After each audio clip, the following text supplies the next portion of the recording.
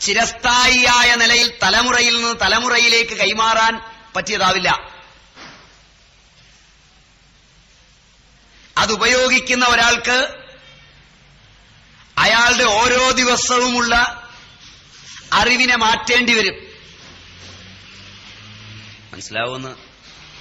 മനസ്സിലാവുമെന്ന് വിചാരിക്കാം. ഒരാഴ്ച താൻ ഉപയോഗിച്ച ഒരു വസ്തു ഒരാഴ്ച കഴിഞ്ഞ് അത് കൊണ്ടെന്ന് തന്നയാൾ തന്നെ വന്ന് പറയുന്നു, ഞങ്ങൾ കഴിഞ്ഞ ഒരാഴ്ച നിങ്ങളെ തന്നതും നിങ്ങൾ ജനത്തിനായി കൊടുത്തതുമായ സാധനം ഇപ്പോൾ ഞങ്ങൾ അറിയുന്നു ജനം കഴിക്കരുതാത്തതാണ്. ഇനി നിങ്ങൾ ഈ പുതിയ സാധനത്തെപ്പറ്റി പഠിക്കേണ്ടതാണ്. ഇന്നു മുതൽ ഈ പുതിയ സാധനമാണ് ഞങ്ങൾ നിങ്ങൾക്കായി തരുന്നത്. ഈ പുതിയ സാധനത്തിലുള്ളതും എന്തൊക്കെയാണെന്നോ എങ്ങനെയൊക്കെയാണിത് പ്രവർത്തനക്ഷമമാകുന്നതെന്നോ വ്യക്തമായി അറിയണമെങ്കിൽ ഇനിയും ഒരു 10 കൊല്ലം പിടിക്കും. ആ സമയം കൊണ്ട് നിങ്ങൾ ഇതൊന്ന് കൊടുത്തു തീർക്കണം. മനസ്സിലാവും. നിങ്ങളിത് കൊടുത്തു തീർന്നു കഴിയുമ്പോൾ ഞങ്ങൾ പറയും ഇത് കൊള്ളാമോ കൊള്ളുകയില്ലയോ എന്ന്. അങ്ങനെ ശാസ്ത്രത്തിന്റെ അന്നു മുതൽ ഇന്നു വരെയുള്ള മുന്നോട്ട് ഉള്ള പോക്കിൽ ആദ്യം കൊടുത്തതില് ഇന്നും കൊള്ളാവുന്നതായും അപകടകാരി അല്ലാത്തതായും ഒരു ദ്രവ്യം പറയാൻ എങ്കിലും കഴിയുമ്പോഴാണ് മനുഷ്യ ജീവിതവുമായി അത് ബന്ധപ്പെടുന്നത്.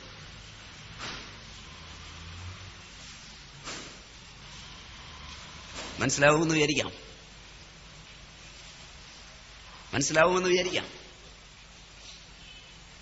ലക്ഷണങ്ങളിൽ മാറ്റം വരുമ്പോൾ ലക്ഷണാതീതങ്ങളായ ശാരീരിക മാനസിക വ്യാപാരങ്ങളിലുണ്ടാകുന്ന മാറ്റം, അന്തസ്ഥമായിരിക്കുന്ന ജനിതക കലകളിലുണ്ടായിരിക്കുന്ന മാറ്റം, ഞാനൊരു മരുന്ന് കഴിച്ച് എന്റെ ജീവിതകാലത്ത് രോഗത്തെ ശാന്തമായി നിലനിർത്തി ഒരു വിധത്തിൽ ഞാൻ ജീവിച്ചു. അതിന് ഈ ശാസ്ത്രം എന്നെ സഹായിച്ചു ഇരിക്കട്ടെ. ഇത്രയും പൂർവപക്ഷമായി നമുക്ക് സമ്മതിക്കാം. എനിക്ക് രോഗമുണ്ട്, പേരെന്തെങ്കിലും ഇട്ടോളൂ, ഡയബറ്റിസ് എന്നോ ക്യാൻസർ എന്നോ ലുക്കീമിയ എന്നോ അനീമിയ എന്നോ ഏതെങ്കിലും ഒരു രോഗം എനിക്കുണ്ട്. അതുകൊണ്ട് മരുന്ന് കഴിച്ച് ഞാൻ ഒരു തരത്തിൽ, അതിനൊരു പേരുണ്ട്, മെയിന്റനൻസ് ഡോസ് ആൻഡ് മെയിന്റനൻസ്. എന്തിനെ മെയിൻറ്റെയിൻ ചെയ്യുന്നു?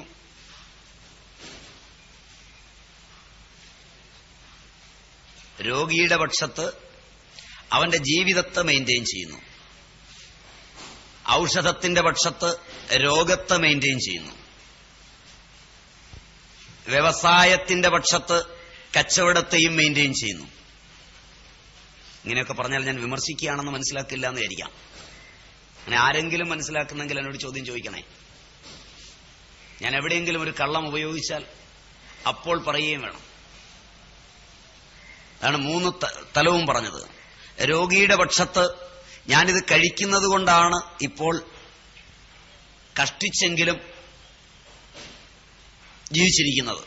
അത്രയും ഭാഗം സമ്മതം ആദ്യം. രണ്ടാമത്തെ ഭാഗം നിത്യവും കഴിക്കണം. അപ്പോ സാമൂഹിക പക്ഷത്ത് രോഗത്തെയും മെയിൻറ്റെയിൻ ചെയ്യുക തന്നെയാണ്. ഉന്മൂലനമില്ല, വിരോധമില്ലെന്ന് തോന്നുന്നു. ക്ലാസ് ആയതുകൊണ്ടാണ് ഇങ്ങനെ ചോദിക്കുന്നത്. വിരോധമില്ലെന്ന് തോന്നുന്നു. മൂന്നാമത്തെ പക്ഷത്ത് ഇതൊരു ദിവസം നിർത്തിയാൽ ഞാൻ കൊളാപ്സ് ആവും. അപ്പൊ എന്നും ഞാൻ കഴിക്കണം. വ്യവസായത്തിന്റെ പക്ഷത്ത് അതും മെയിന്റനൻസ് തന്നെ. മറിച്ച് പൂർവാചാര്യന്മാരുടെ മരുന്നുകൾ ഏതും എപ്പോഴും എവിടെ വെച്ചും തരുന്ന വൈദ്യന്റെ പോലും അനുമതിക്ക് കാത്തു നിൽക്കാതെ നിർത്താം.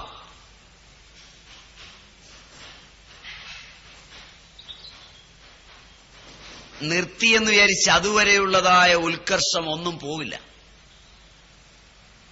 അടിവരയ്ക്കണം ഞാനിപ്പോ പറഞ്ഞത്. അതുവരെ എന്ത് പുരോഗതി രോഗത്തിന് ആരോഗ്യപരമായി മാറ്റമായി ഉണ്ടായി, രോഗത്തിന് പുരോഗതി ഉണ്ടായ നല്ല പദം, രോഗശാന്തി ഉണ്ടായി. ആ മാറ്റം അങ്ങനെ നിൽക്കും. അതിനാചാര്യൻ പറയുന്നൊരു പദം, ഇതിന് അഭിക്രമനാശവും പ്രത്യവായവുമില്ല.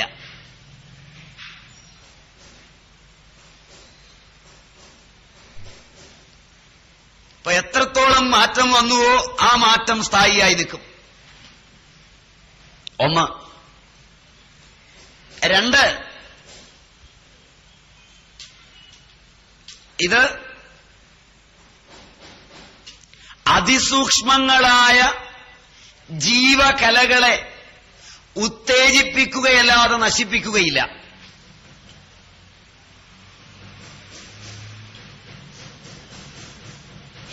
മറിച്ച് ആദ്യം പറഞ്ഞത് ജീവകലകളെ കാർന്നു തിന്നുക തന്നെ ചെയ്യും. 3, അതിസൂക്ഷ്മങ്ങളായ ജനിതക കലകളിൽ മാറ്റം വരുന്നതിലൂടെ ഈ തലമുറയിൽ കഴിച്ച കുടുംബത്തിൽപ്പെട്ട മരുന്നിൽ നിന്ന് അടുത്ത തലമുറയിൽ മാരക രോഗങ്ങളുടെ സംഭാവനകളുണ്ടാവും.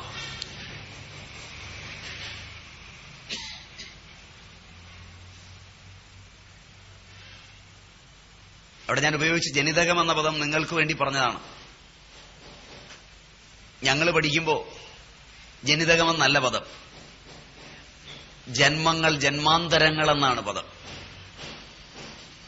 ഞങ്ങളുടെ കണക്കില് പൂർവജന്മവും ഈ ജന്മവും വരാനിരിക്കുന്ന ജന്മങ്ങളും അടങ്ങിയതാണ് എന്റെയും നിങ്ങളുടെയും ജീവിതം. അതിലെന്നെ ഒരു പ്രത്യേക കാലഘട്ടത്തില് ഇരിക്കുന്ന ഒരു മനുഷ്യനായി കണ്ടുകൂടാ. ഞാൻ അനേക രഹസ്യങ്ങളും കൊണ്ടാണ് ഈ രൂപത്തിലെത്തുന്നത്. ഇനിയും അനേക രഹസ്യങ്ങളും കൊണ്ടാണ് മുന്നോട്ട് പോകാൻ പോകുന്നത് നിങ്ങളും. അതിന് ജന്മങ്ങൾ, ജന്മാന്തരങ്ങളെന്ന് പൂർവാചാര്യന്മാർ പറയും. പുനർജന്മമെന്ന് നിങ്ങൾക്ക് പിടിക്കില്ലാത്ത ഒരു പദം പറയേണ്ടെന്നോർത്താണ് ജനിതകമെന്ന് ഞാൻ ഭംഗിയുള്ള പദത്തിൽ പറഞ്ഞത്. പറയേണ്ടത് ഞാനിപ്പോ പറഞ്ഞ പദമാണ്. അത് പറയുമ്പോൾ നിങ്ങൾ 1000 സംശയങ്ങൾ ഉന്നയിക്കും. അവയ്ക്കൊക്കെ ഉത്തരം പറയുകയും ചെയ്യാം. പേടിക്കണ്ട, എല്ലാം ഉത്തരവുമുണ്ട്. ഭാരതീയ പൗരാണിക ശാസ്ത്രം രോഗത്തിന്റെ ആവിർഭാവത്തെ തന്നെ പൂർവജന്മത്തിൽ നിന്ന് കൊണ്ടുവന്നതായ കാണുന്നത്. ശബ്ദസ്പർശ രൂപരസഗന്ധാദികളില് ഉണ്ടാക്കിയ വൈകല്യങ്ങള്, കഴിക്കുന്ന ആഹാരത്തിലുണ്ടാക്കിയ വൈകല്യങ്ങള് ചേർത്തൊന്നിച്ചാണ് ആഹാര വൈകല്യം എന്ന് പറയുന്നത്. ആ വൈകല്യങ്ങളും സദാചാര വിരുദ്ധമായി ചെയ്തുകൂട്ടിയ പാപങ്ങളും എല്ലാം ചേർത്ത് മൊത്തം പൂർവജന്മകൃതമായ പാപം എന്നവർ പറയും.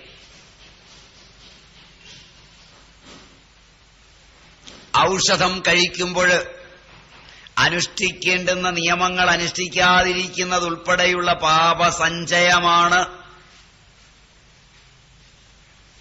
രോഗമായി വരുന്നത്. അതുൾപ്പെടെ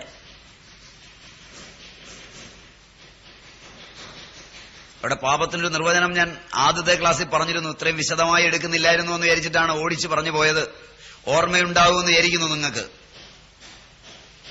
ഏതൊന്ന് ഞാൻ ഇഷ്ടപ്പെടാതെ അപരനോട് ചെയ്യുന്നുവോ അതാണ് പാപം. പാപത്തിന്റെ ഭാരതീയ നിർവചനം അതാണ്. ഏതൊന്ന് ഇഷ്ടമില്ലാതെ മറ്റൊരാളോട് ഞാൻ ചെയ്യുന്നുവോ അതിന്റെ പേരാണ് പാപമെന്ന്. ആ ഇഷ്ടമില്ലാതെ എന്ന പദം വളരെ സൂക്ഷ്മമായ അർത്ഥത്തിലാണ്, സ്ഥൂലാർത്ഥത്തിലല്ല. ഇഷ്ടം എങ്ങനെയാണ് തിരിച്ചറിയുന്നത്? എന്നോട് മറ്റൊരാൾ ചെയ്യുമ്പോൾ ഇഷ്ടപ്പെടാത്ത കർമ്മങ്ങൾ പലതും എന്റെ അഹന്ത കൊണ്ടോ മമത കൊണ്ടോ കാമം കൊണ്ടോ ചില സന്ദർഭങ്ങളിൽ മറ്റുള്ളവരോട് ചെയ്യേണ്ടി വരും. ഇത്രയും സമ്മതമാകുമെന്ന് തോന്നുന്നു. നല്ലൊരു ഉദാഹരണം പറഞ്ഞാൽ, ടെലഫോൺ ബില്ലടയ്ക്കാൻ, ഇലക്ട്രിസിറ്റി ബില്ലടയ്ക്കാൻ, വാട്ടർ ചാർജ് അടയ്ക്കാൻ, ഡോക്ടറെ കാണാൻ ഒക്കെ പോകുന്ന ഞാനും നിങ്ങളും അവിടെ 10 മണിക്ക് നമ്മൾ എത്തിയെങ്കിൽ 10 മണി കഴിഞ്ഞ് 1 മിനിറ്റ് കഴിഞ്ഞ് വരുന്ന ഏതെങ്കിലും ഒരുത്തൻ നമ്മളെ മറികടന്നു പോകുന്നത് നമുക്കിഷ്ടപ്പെടാത്ത കർമ്മമാണ്. മനസ്സിലായില്ല. പക്ഷെ അതേസമയം നമുക്ക് മുമ്പ് വന്നവരെയൊക്കെ മറികടന്ന് നമുക്കവിടെ ചെല്ലുകയും വേണം. പാപം മനസ്സിലായി.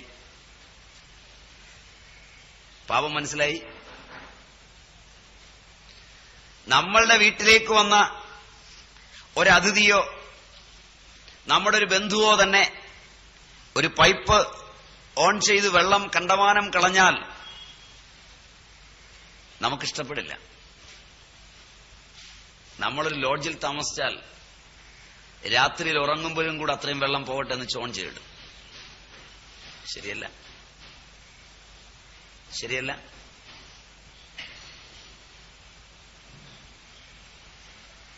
ഇങ്ങനെ ജീവിതം മുഴുവൻ ഞാൻ എന്റെ എന്ന തലത്തിൽ വരുമ്പോഴുള്ള നിഷ്കർഷയും ശുഷ്കാന്തിയും സൂക്ഷ്മതയും കണക്കും എല്ലാം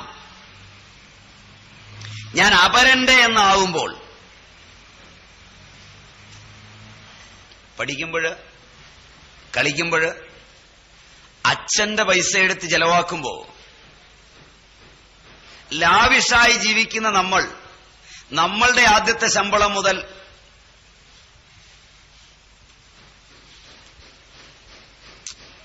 ഉദാഹരണം മനസ്സിലാവുന്നില്ലെന്നാണോ?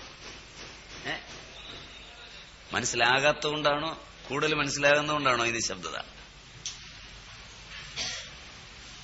അപ്പോ നമുക്ക് ഇഷ്ടപ്പെടാത്ത ഒട്ടേറെ കാര്യങ്ങൾ നാം അന്യരോട് ചെയ്യുന്നുണ്ട്. ഇങ്ങനെ അവയെല്ലാം രേഖപ്പെടുത്തുന്നത് നമ്മുടെ തന്നെ മസ്തിഷ്കത്തിലാണ്, അപരന്റെ മസ്തിഷ്കത്തിലല്ല. അതിനെയാണ് ഭാരതീയ ആചാര്യന്മാർ പാപവാസനകൾ എന്ന് രേഖപ്പെടുത്തുന്നത്. പാപവാസനകളിൽ നിന്ന് പാപിഷ്ടമായൊരു സംസ്കാരവും അതിൽ നിന്ന് പാപവും സംജാതമാവുകയും ആ പാപങ്ങൾ നമ്മുടെ സ്മരണയെയും നമ്മുടെ ജീവിതത്തെയും കാർന്നു തിന്നുമ്പോൾ അനേകവിധ രോഗങ്ങളായി രൂപാന്തരപ്പെടുകയും ചെയ്യുന്നു. അത് ജന്മജന്മാന്തരങ്ങളുടെ സ്മരണയുമായാണ് നാം വരുന്നത് എന്നവർ. ആ ജന്മജന്മാന്തരങ്ങൾക്ക് പകരം നിങ്ങൾക്കൊരു എളുപ്പവഴി ചെയ്യാം. ജനിതകം, ഓർമ്മകളിൽ ജനിതകം സൂക്ഷിക്കുന്ന ഒട്ടേറെ വാസനകൾ ആ ജനിതക കലകളിലേക്ക് വരെ സൂക്ഷ്മമായി ചെന്ന് ആ കലകളെ ഇടിച്ചു മാറ്റി നിങ്ങളുടെ ഭാഷയിൽ മുട്ടേറ്റ് ചെയ്ത്, ആ പ്രോസസ്സിന് മുട്ടേഷൻ എന്നാണ് പറയുന്നത്. ജനറ്റിക് ഇന്ററാക്ഷൻസ് വരെ ആ ജനിതക കലകളെ കാർന്നു തിന്നുന്നു എങ്കിൽ, മുമ്പ് പറഞ്ഞ രോഗത്തിന്റെ മെയിന്റനൻസ്, വ്യാവസായിക മെയിന്റനൻസ്, അതിനെല്ലാം അപ്പുറം തലമുറകളിലേക്ക് വരെ രോഗത്തെ കൈമാറിക്കൊടുക്കുന്നു എങ്കിൽ ആ ശാസ്ത്രം സാമാജികമായ ഒരു ജീവിതചര്യയായി മാറുമെന്ന് വിചാരിക്കാനാവില്ല. 1. 2, അത് ജനകീയമാവും എന്ന് പ്രതീക്ഷിക്കാൻ പറ്റില്ല. ഈ ശാസ്ത്രം ഒരിക്കലും എത്ര വികസിച്ചാലും അതിന്റെ ദുരൂഹത കൂടി വരികയല്ലാതെ അത് ലാളിത്യമുള്ളതായി തീർന്ന് സർവ്വസാധാരണമായി ജനങ്ങൾക്ക് ഉൾക്കൊള്ളാനും പഠിക്കാനും എടുത്തുപയോഗിക്കാനും പറ്റുന്ന ഒന്നായി വികസിക്കുകയില്ല. ഇത്രയും സംശയരഹിതമായി സമ്മതമാവുമെന്ന് വിചാരിക്കാം. ഇല്ലെങ്കിൽ സംശയം ചോദിക്കണം കഴിയുമ്പോഴെങ്കിലും. ഇപ്പൊ ചോദിക്കുന്നതിന് എനിക്ക് വിരോധമില്ല, സ്വാഗതമാണ്. എന്നൊരു ശാസ്ത്രമായി വികസിക്കുന്നതിന് അടിസ്ഥാനമായി വേണ്ട സാർവലൗകികത, കാലപ്രവാഹത്തിലുള്ള ആ നൈരന്തര്യത്തിലുള്ള സ്ഥിരത, കാലം മുന്നോട്ട് പോകും തോറും അത് മാറുന്നതാണ്. അതിനെയാണ് നിങ്ങൾ വികാസം എന്ന് പറയുന്നത്. പക്ഷെ വികാസത്തിൽ എന്തെല്ലാമാണ് നിങ്ങൾക്ക് നഷ്ടമാകുന്നത് എന്നുകൂടി ചിന്തിക്കണം. എന്നാൽ ആയുർവേദ ശാസ്ത്രം രൂപപ്പെട്ടിരിക്കുന്നത് കഴിഞ്ഞ ക്ലാസ്സിൽ പറഞ്ഞ പോലെ ഈ നൈരന്തര്യത്തിലാണ്, അതിന്റെ സ്ഥൈര്യത്തിലാണ്, സ്ഥിരതയിലാണ്.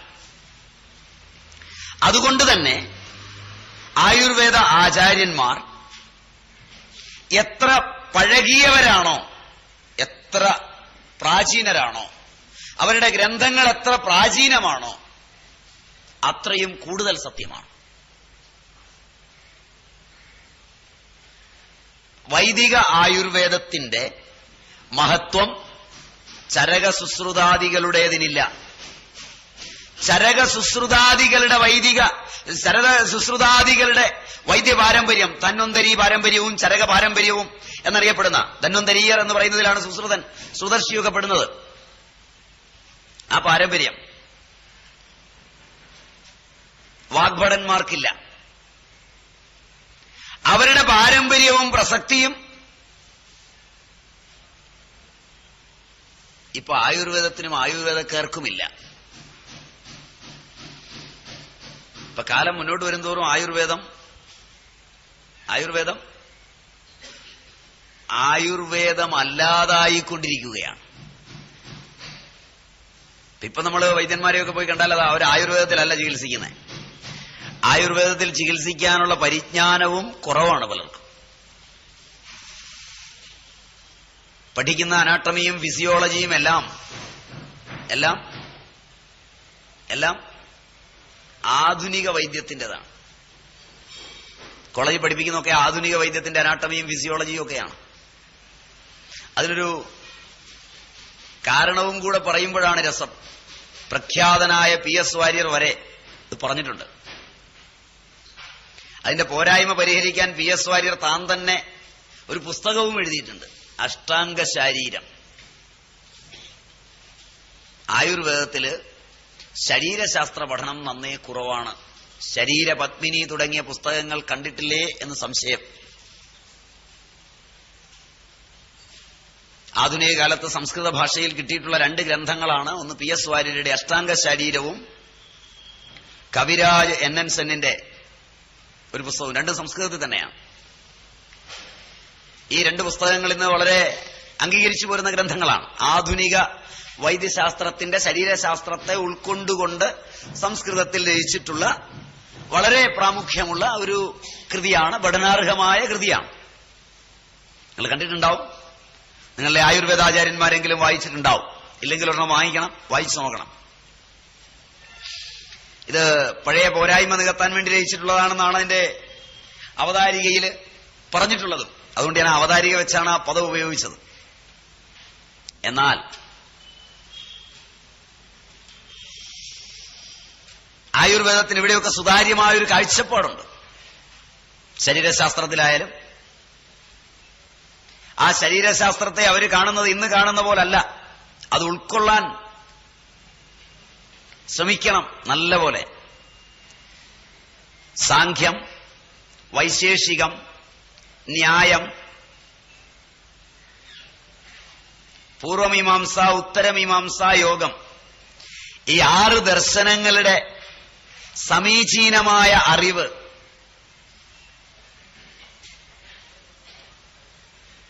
നമ്മുടെ ശരീരശാസ്ത്ര പഠനത്തിൽ അനിവാര്യമാണ്. ഇത് കൂടുതൽ പ്രയോജനപ്രദമാകുന്ന ചികിത്സ എന്ന് പറയുന്ന തലത്തിൽ ആയുർവേദത്തെ കാണുന്നവർ അതിനെ 2ആയി കാണുന്നിടത്താണ്. ഞാൻ അതിന്റെ ഇടയിൽ പറയേണ്ട കുറെ കാര്യങ്ങൾ വിട്ടിട്ടാണ് ഇത് പറയുന്നത്. ഇപ്പം എന്താ കാരണം എന്ന് വെച്ചാൽ ആ പറഞ്ഞ കാര്യം ഒന്ന് തെളിയിക്കാനൊരു ഉദാഹരണത്തിന് ഇപ്പൊ കുറച്ച് ഭാഗം നമുക്ക് പിന്നെ പുറകോട്ട് പോയി പറയേണ്ടി വരും. അത് അങ്ങനെ അല്ലാതെ ചെയ്യാൻ എനിക്കിപ്പോൾ അറിയില്ലാത്തതുകൊണ്ടാണ്. ഞാനതിനെ ഒരു അടുക്കോടെ പറഞ്ഞു വരുന്നിടത്തുനിന്ന് ആ അടുക്കില് വളരെ മുമ്പോട്ട് പോയി കുറെ കാര്യങ്ങൾ നിങ്ങളെ ഓർമ്മിപ്പിക്കുവാൻ ആദ്യം ശ്രമിക്കുകയാണ്. കഴിഞ്ഞ് തിരിച്ചു പോകണം. അതുകൊണ്ട് ശ്രദ്ധിച്ച് കേൾക്കുകയും വേണം.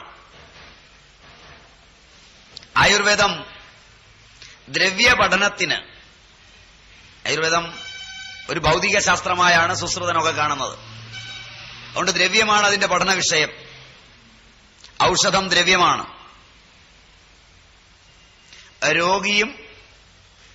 രോഗിയും ദ്രവ്യമാണ്. ആ ദ്രവ്യവും തമ്മിലുള്ള ചേർച്ചയെ കാണാൻ വൈശേഷിക ജ്ഞാനം ആവശ്യമാണ്. അപ്പൊ ദ്രവ്യം, ഗുണം, കർമ്മം, സാമാന്യം, വിശേഷം, സമവായം, അഭാവം, ഇവയൊക്കെ അറിയണം. ആയുർവേദത്തിൽ തന്നെ ഇത് പഠിക്കാനുണ്ട്.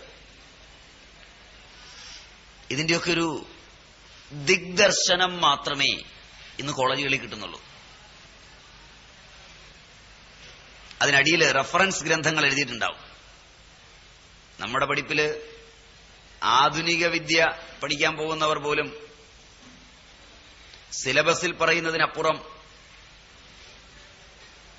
റഫറൻസ് ഗ്രന്ഥങ്ങൾ ഉപയോഗിക്കില്ല എങ്കിൽ, അങ്ങനല്ലേ ഞാൻ പറയണ്ടേ,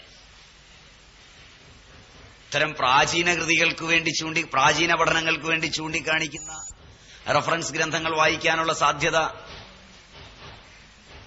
സാധ്യത കുറവാണല്ലേ?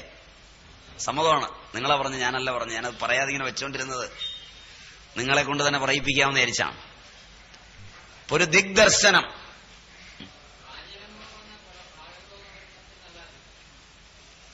എനിക്ക് മേലല്ലോ എന്ന് വിചാരിച്ചാണ്. നിങ്ങൾക്ക് പറ്റും, എനിക്ക് പാടില്ലല്ലോ എന്ന് വിചാരിച്ചാണ്. കാരണം പുരാണ എന്ന ശബ്ദത്തിന് നിഘണ്ടു നിരുക്താദികളിലെ അർത്ഥം പുരാതനഃ സൻ അഭിനവ എന്നാണ്. ഈ നിരുക്തം തലച്ചോറിൽ നിൽക്കണമെങ്കിൽ മാറ്റി പറയരുത്. അത് പുരാണമാണ് എന്നെങ്ങാനും പറഞ്ഞാൽ അന്ന് സത്യമായിരുന്നത് ഇന്ന് സത്യമാകുന്നത് നാളെ സത്യമായി തുടരുന്നതെന്ന ശബ്ദാർത്ഥം. അതല്ലേ ഈ കുഴപ്പം. പുരാണഃ പുരാതനഃ സൻ അഭി നവ. നിഘണ്ടു അർത്ഥം അതാണ്. പുരാതനഃ സൻ അഭി നവ. ഈ അർത്ഥം അറിയുന്നിടത്തോളം നിങ്ങൾ വെറുതെ പറയുന്ന സമയത്ത് പറയുന്നത് അതൊക്കെ പഴംപുരാണം എന്ന് എനിക്ക് പറയാൻ മേല. പറഞ്ഞു കഴിഞ്ഞാൽ സരസ്വതി നാവിൽ നിന്ന് ഇറങ്ങിപ്പോവും.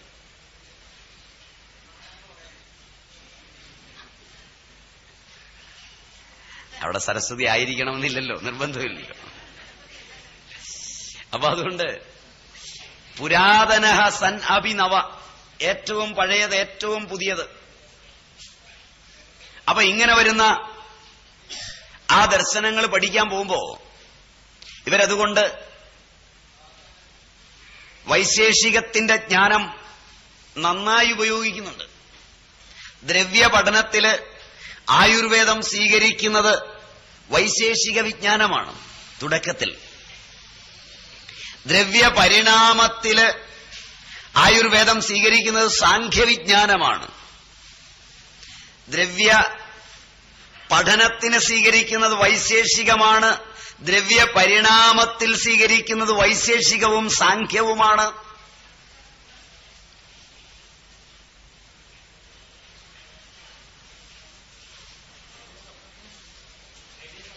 ദ്രവ്യ പഠനത്തിൽ സ്വീകരിക്കുന്നത് വൈശേഷികമാണ്. ദ്രവ്യ പരിണാമത്തിൽ വൈശേഷികവും സാഖ്യവുമാണ്. ദ്രവ്യ വിലയത്തിൽ സ്വീകരിക്കുന്നത് വേദാന്തവുമാണ്.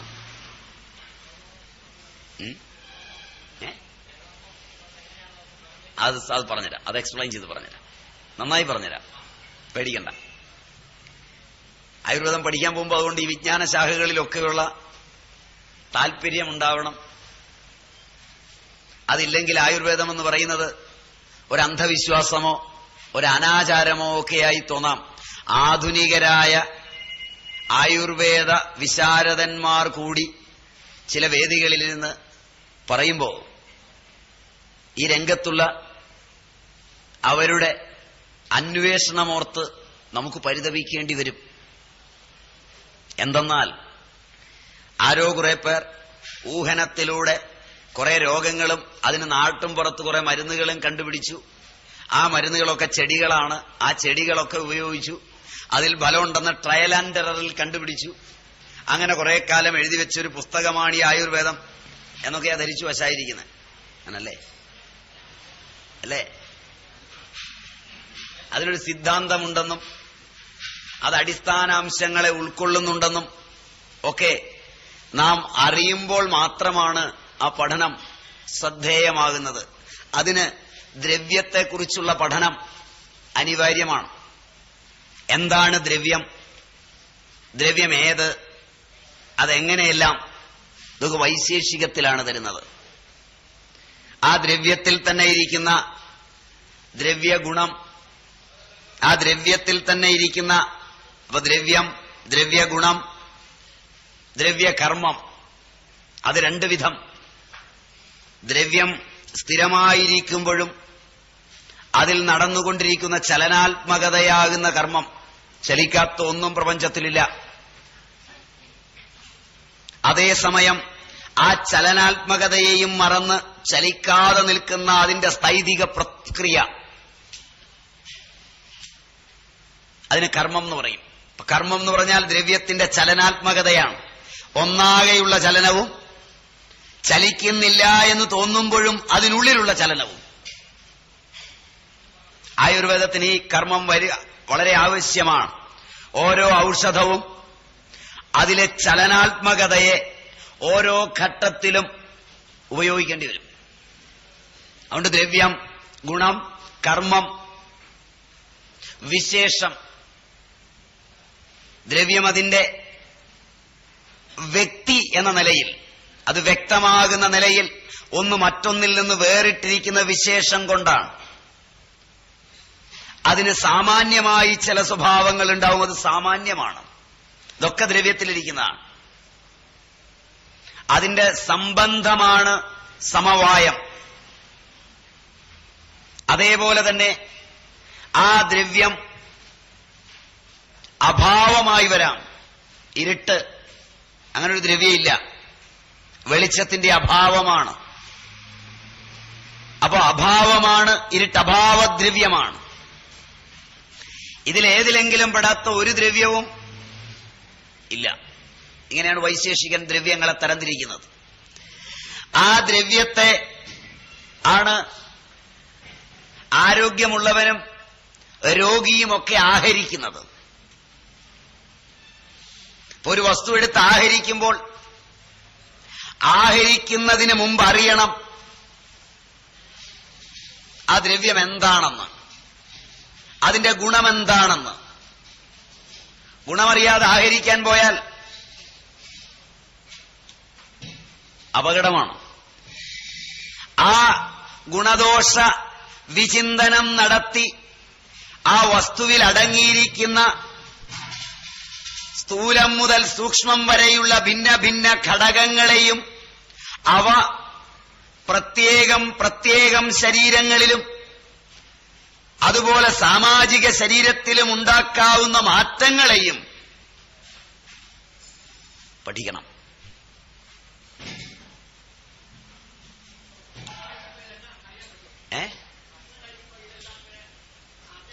തീർച്ചയായും തീർച്ചയായും. അങ്ങക്ക് എനിക്ക് തോന്നുന്ന ചോദ്യം ചോദിക്കും.